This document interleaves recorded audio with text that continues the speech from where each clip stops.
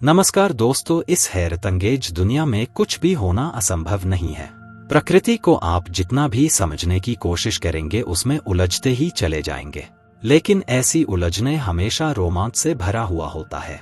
दुनिया में कई ऐसी जगहें हैं जो अब भी रहस्यों से भरी हुई है, ऐसी दुर्गम जगह जहां इंसानी पैर ना पड़े हो। अगर ऐसी जगह की आप खोज करते हैं और उसके बारे में कई रहस्यों को उजागर करते हैं तो लोग उसे जानकर आश्चर्यचकित रह जाते हैं। क्या वाकई में ऐसा है? अंटार्कटिका महाद्वीप में कई ऐसी रहस्यमयी इलाके हैं जहां जोखिमों की भरमार है। यहाँ पूर्वी अंटार्कटिका में खून के झरने की खोज हुई थी जिसे हम ब्लड्स फॉल कहते हैं। तो चलिए आज की इस वीडियो में हम जानते हैं इन सब रहस्यमयी चीजें के बारे में। खून का झरना। पूर्वी अंटार्कटिका में स्थित टेलर ग्लेशियर से खून का झरना बहता है। पूर्वी अंटार्कटिका के विक्टोरिया लैंड में स्थित इस टेलर ग्लेशियर किसी जहन्नुम से कम नहीं है, क्योंकि यहाँ जोखिम अधिक है और जिंदा रहने के लिए यहाँ मौत से भी लड़ना पड़ता है। इस इलाके में सबसे पहले यूरोपियन वैज्ञानिक पहुंचे थे। साल 1911 में इस खूनी झरने की खोज सबसे पहले ब्रिटिश खोजकर्ता थॉमस ग्रिफिथ टेलर ने की थी। उन्हें लगा था कि वे नरक के द्वार पर पहुंच गए हैं। शुरुआत में थॉमस और उनके दोस्तों को लगा कि ये लाल रंग की एल्गी है, लेकिन उनका अनुमान गलत साबित हुआ।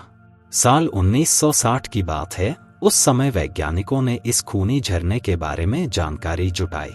वे इस निष्कर्ष पर पहुंचे कि यहाँ ग्लेशियर के नीचे लौह नमक है, जिसे हम विज्ञान की भाषा में फेरिक हाइड्रोक्साइड कहते हैं।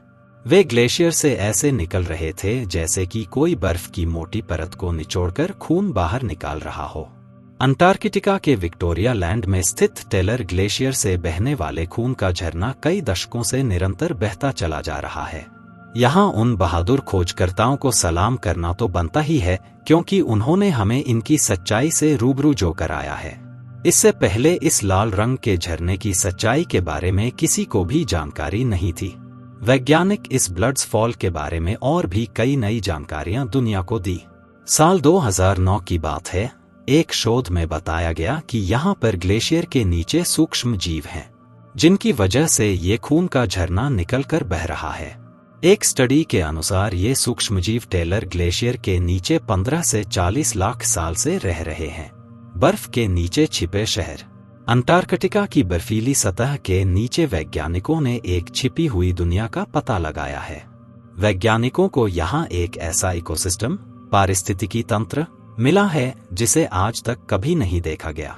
बर्फीली सतह के नीचे एक भूमिगत नदी में एक अंधेरी गुफा दिखी है, जिसमें झींगे की तरह दिखने वाले छोटे छोटे जानवर रहते हैं। इस नई खोज से वैज्ञानिक उत्साहित हैं। अंटार्कटिक प्रायद्वीप के पूर्वी तट से जुड़े लार्सन आइस शेल्फ के नीचे वैज्ञानिकों को ये गुप्त स्थान मिला है। लार्सन आइस शेल्फ दुनिया का सबसे बड़ा हिमखंड है, जो 2021 में टूटकर बना था। रिसर्च टीम ने 1640 फीट यानी लगभग 500 मीटर तक बर्फ की सतह पर गर्म पानी के जरिए ड्रिल किया। पाइप के साथ ही कैमरा लगा हुआ था। बर्फ को तोड़कर जब कैमरा पानी तक पहुंचा तो यहाँ सैकड़ों की संख्या में जलीय जीव देखने को मिले। शुरुआत में ये धुंधले दिखाई दे रहे थे, जिससे वैज्ञानिकों को लगा कि उनका कैमरा खराब हो गया है। लेकिन बाद में फोकस करने पर उन्हें एहसास हुआ कि उनके कैमरा लेंस के चारों ओर झींगे हैं। वैज्ञानिक इस खोज से पूरी तरह हैरान हैं, क्योंकि उन्हें बर्फ की सतह के इतने नीचे जीवन मिलने की उम्मीद नहीं थी। भौतिक समुद्र विज्ञानी क्रेग स्टीवंस ने बयान में कहा कि उन जानवरों का हमारे कैमरे की ओर तैरने के मतलब है कि इतनी गहराई में भी एक महत्वपूर्ण इकोसिस्टम है। विशेषज्ञों का लंबे समय से मानना है कि अंटार्कटिका के नीचे नदियों और झीलों का नेटवर्क है, लेकिन अभी तक इस पर कोई खास स्टडी नहीं हो सकी है।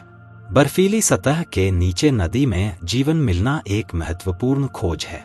ग्लेशियोलॉजिस्ट और इस शोध के लीड शोधकर्ता ह्यू होर्गन ने कहा कि इस नदी का निरीक्षण करना एक छिपी दुनिया को खोजने जैसा एहसास देता है। शुरुआत में उन्हें सतह के नीचे नदी के होने का पता सैटेलाइट इमेज से चला था। एलियंस और यूएफओ एक्टिविटी। ग्राहम ने गूगल अर्थ से जूम करके यूएफओ का आकार पता करने की कोशिश की है। फिर उन्होंने विस्तार से बताया कि क्यों ये चीज 55 से 60 फीट तक लंबी है यूएफओ और एलियंस को लेकर एक बार फिर चर्चा तेज हो गई है। अब एक यूट्यूबर ने कंप्यूटर प्रोग्राम गूगल अर्थ की मदद से एक 60 फीट के यूएफओ का पता लगाया है। इस शख्स ने अपने चैनल पर इसका वीडियो भी शेयर किया है। उसका मानना है कि मेटल जैसी दिखने वाली वो रहस्यमयी चीज यूएफओ ही है। कॉन्स्पिरेसी डिपो चैनल के लिए काम करने वाले ग्राहम का कहना है कि उन्होंने अंटार्कटिका में एक बर्फीले द्वीप के तट पर डूबी हुई ट्रायंगल के आकार की वस्तु देखी है। ग्राहम कहते हैं, मुझे नहीं लगता कि ये कोई प्राकृतिक चीज है। ये आसपास के क्षेत्र जैसी भी नहीं दिख रही है। इस बात में कोई शक नहीं है कि ये चीज दिखने में धातु जैसी है, लेकिन बाकी सब दर्शकों पर निर्भर करता है कि वो क्या समझते हैं। ग्राहम ने गूगल अर्थ से जूम करके यूएफओ का आकार पता करने की कोशिश की है।